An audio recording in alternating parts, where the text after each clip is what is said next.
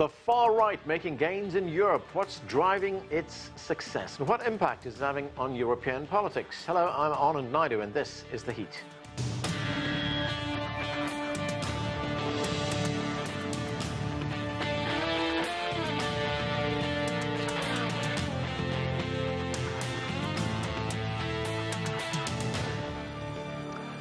Sweden is just the latest European country where a right-wing party is winning support and making electoral gains.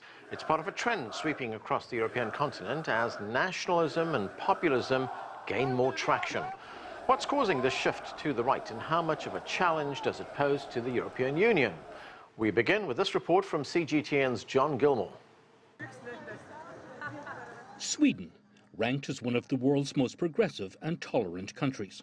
Its population is predominantly white, but its demographics are changing.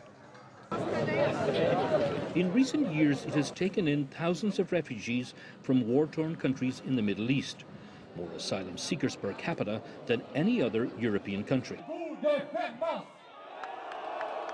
And that has energized far-right groups opposed to immigration.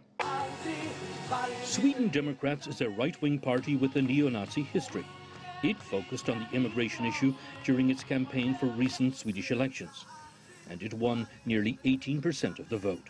The rise of the right is happening across Europe. In their most recent elections, countries from Scandinavia to the Mediterranean have embraced nationalist and right-wing parties with populist ideologies.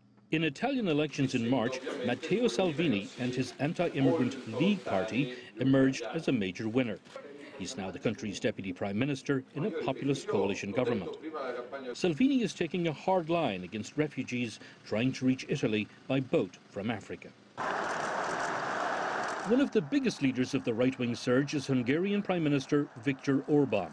He won a third term in a landslide victory in April. But this week, the European Parliament voted to punish his government for his hardline policy.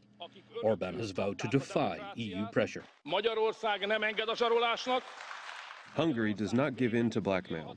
Hungary will defend its borders, stop illegal migration, and will defend its rights, if need be, against you as well. The right is on the march in Germany too. A nationalist party, Alternative for Deutschland, or AfD, won more than 12% of the vote in German elections last year. But there is pushback, and thousands have taken to the streets to protest nationalist movements and their policies. Meanwhile, Europe's mainstream leaders, Chancellor Angela Merkel of Germany and the French President Emmanuel Macron, are on the defensive. It